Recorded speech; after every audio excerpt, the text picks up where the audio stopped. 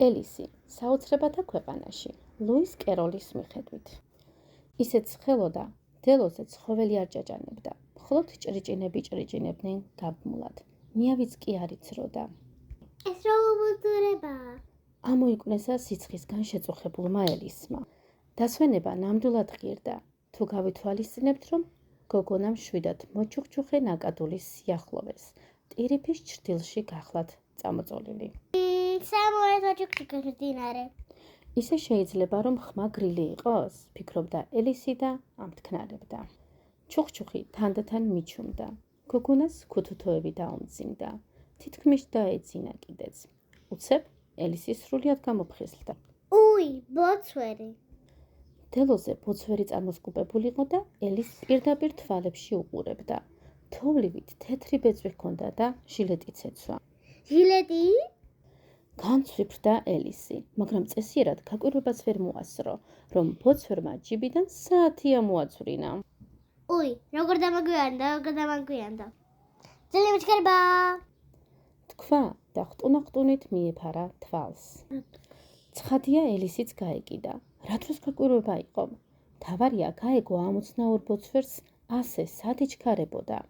მანამ სდია, სანამ ბოცვერი ერთ სოროში არ შევარდა. მორჩა, გაიქცა. უი, გაიქცა ბოცვერი. მაგრამ ელისი დანებებას არ აპირებდა.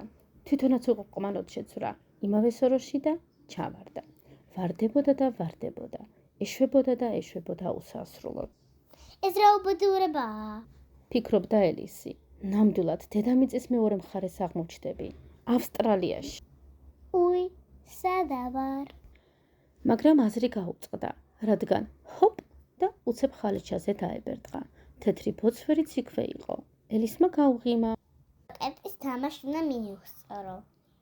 დედოფალთან. ჩაიბურტყნა ბოცვერმა და ისევ გამწარებული გავარდა. ერთ პატარა კარში გაწვდა და გაუჩინარდა. კარს მიღმა უმშვენიერესი წალკოტი მოჩანდა. ფახში ფერად-ფერადი ყვავილები ტკბილსურნელებას აფრქვევდნენ.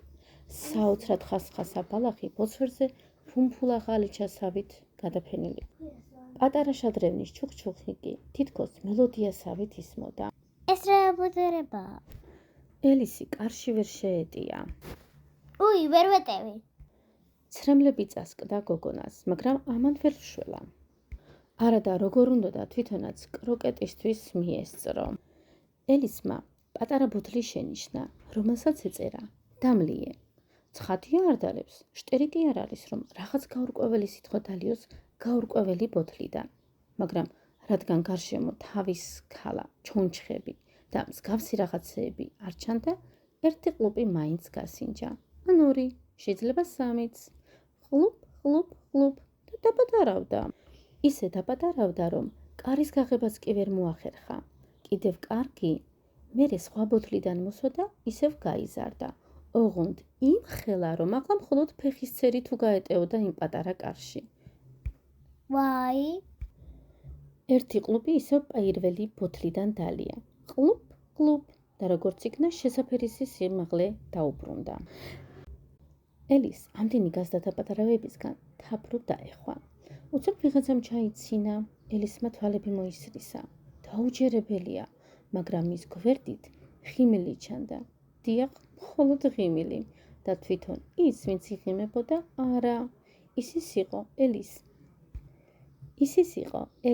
ეს რა უბედურებაა, უნდა იყვირა, რომ ღიმილის გარშემო კატა გამოისახა. ყურებამდე გაკრეჭილი კატა არასოდეს არ ენახა.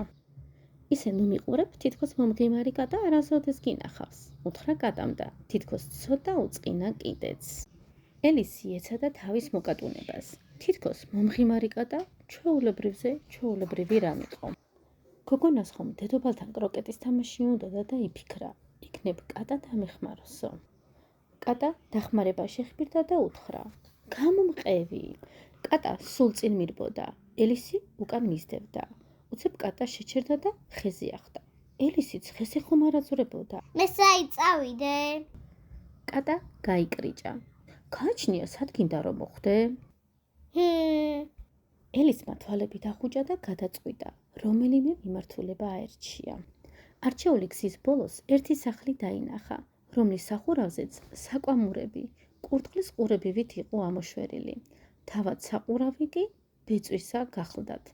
სახლის წინ უგრძესი მაგი დაიდგა, მაგრამ მექუდე, მარტის კურდღელი და მძინარე თავი მაინც ერთ კუთხეში ისხდნენ, ჭიდროდ მიჭუჭყულები.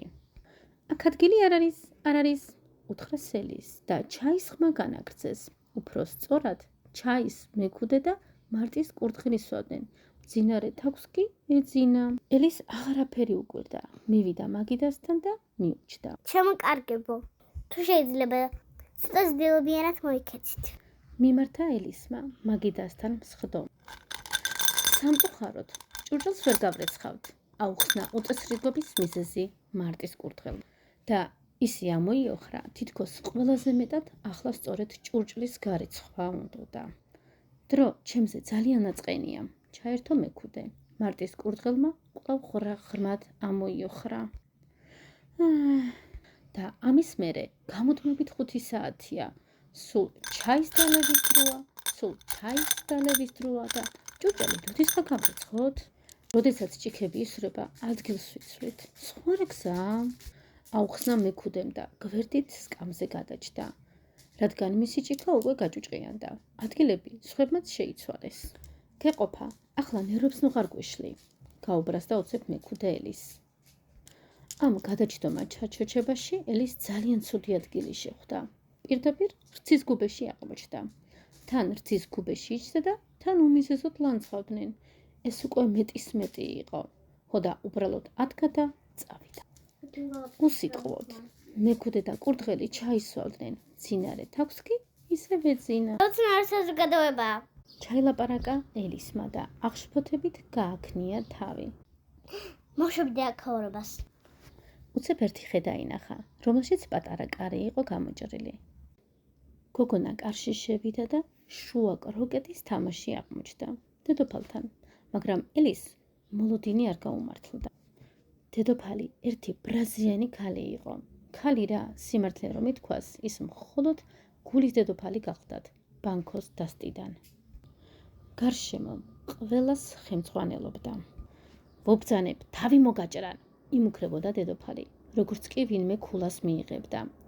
საბრალო ბანქოს ქაღალდები ძალიან ცდილობდნენ, ქულა არ მიეღოთ და აი, ელისმა მიიღო ერთი ქულა, მიუხედავად იმისა, რომ მას ეს სულაც არ უსმდოდა. მაგრამ დედოფალს ეს საერთოდ არ აინტერესებდა. შეიპყარით, უბრძანა თავის ჯარისკაცებს და მაშინვე ყველა ელის გაიკიდა. გოგონა კისრის ტეხვით გაიქცა. ამ დროს გაიღვიძა კიდეც. მიმოიხედა და დაინახა, რომ ისევ იმდელოზე წამოკოტრიალებულიყო, ნაკადულის პირას, ტირიფის ჩრდილში, სუსტად იქ, სადაც ჩაეძინა. ყველაფერი სიზმარი ყოფილა. გაიფიქრა ელისმა.